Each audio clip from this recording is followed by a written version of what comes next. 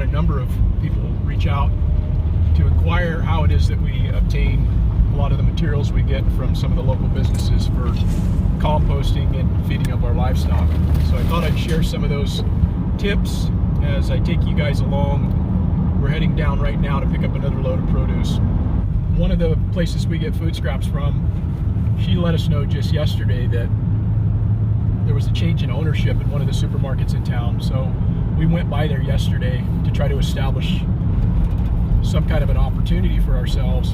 And it turns out that that material, again, has already been spoken for, but in talking with the produce manager, he said that he's completely good with taking one of those days back from the original person who's getting essentially all of the produce. And so we're going to gain one day a week where we're going to get produce from this particular store. You just have to be persistent and make yourself completely flexible to working with whatever it is that they have in mind. Another thing that's kind of important too is try to approach these businesses when they're not like right in the middle of their rush hour, whether that be, you know, breakfast or lunch or just their busy times of the day. Try to hit them in the afternoon, maybe when it's not quite so busy, and you can approach and probably have a better result at that point. A lot of entities really shy away from giving food to people because they don't want this food being repurposed for human use.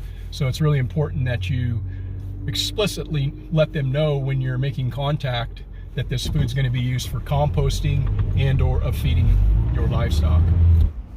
We are pulling in for our daily load of produce. On average, we probably get somewhere in the neighborhood of about 6 boxes of produce from this particular store every day. And a lot of it, quite honestly, is stuff that's good enough that could be consumed by humans, but they've got new material coming in, and so they just wind up rotating this out to keep their inventory looking fresh so that people will buy it. But there's absolutely nothing wrong with the majority of this material.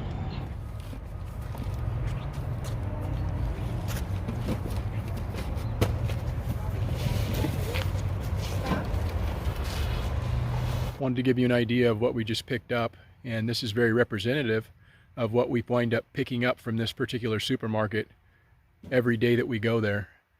There'll be more of this tomorrow, so we're going to need to distribute this amongst our animals and in the compost yard. But I wanted to show you kind of what we got this afternoon.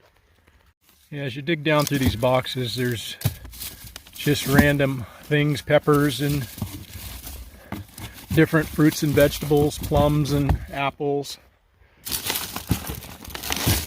onions, limes.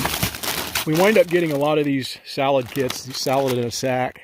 That stuff winds up going kind of bad on them, or at least starting to turn, and they wind up rotating those out very frequently, so we get quite a bit of those.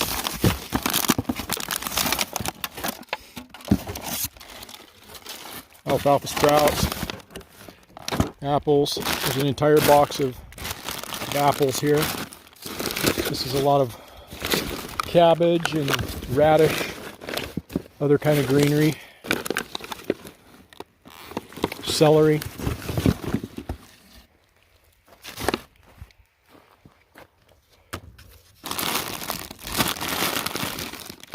There's eggplant down in here, papaya. Sheep really go for this. Sheep will go for really any of this. Got these boxes down here.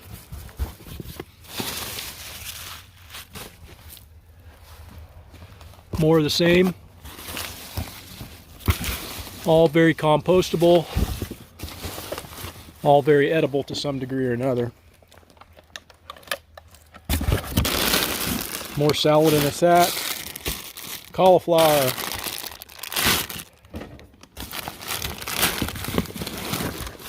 Who knows whatever else is in the bottom of that. Look at that thing. What is this thing? I have no idea. I don't even know what that is. All good chicken food. Berries. We get a lot of berries, a lot of strawberries, things like that. And we got a couple of centerpieces there. Chickens will probably eat that. If not, they'll compost. Things like these apples, there's really not a lot wrong with them. This can all be processed, quite honestly, for human food. They're still firm, they're still good, but these are kind of a hit with the sheep and the cows. Chickens will mess with them if they don't have anything better, but what do you think, goat?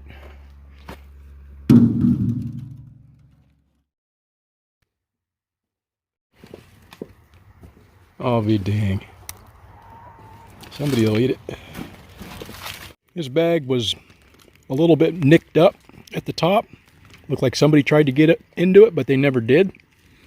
So I just did, and nothing wrong with them. Sheep are going to love them.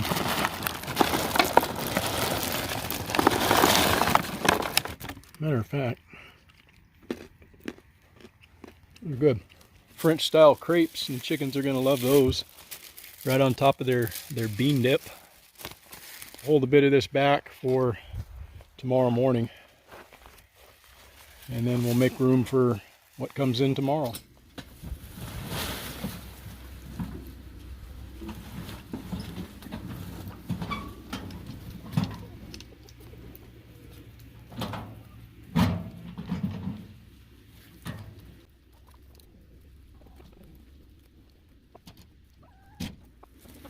I'm going to continually bring in material. I've got some manure on the other side, more grass clippings, more coffee grounds, and more produce that we wind up getting from these supermarkets. This pile will continue to grow over the course of about the next week, and then I'll start a new pile from there. This is exactly one of the reasons why I can pull their food back, cut their store-bought food significantly, is inputs like this allow us to do that. They have more than enough nutrition where they can come out here all day, find things to eat, both from what we bring in and what just lives in this yard natively. The chickens will wind up choosing what it is that they like and what they want. That one there's sampling a little bit of the cauliflower right now, but they'll move on to something else. It's a complete smorgasbord. Yeah, this will continually break down over time and become some beautiful compost like we've got over here behind me. This pile right here is probably somewhere in the neighborhood of about 3 months old, and it started out just like that pile that you just saw, and that pile's a little bit newer behind me, and then I've got another pile even behind me there. But this gets worked daily, and if I want to incentivize them, what I'll do is I'll fold in grains in the morning, and then they'll be able to work their way down through this all day long. All of that produce, all of that animal manure, all of those coffee grounds, all of the lawn clippings, all of the wood chips wind up looking like this. Very fertile, very rich, and it's an amazing amount of fertility that I get to utilize from all of this free waste stream.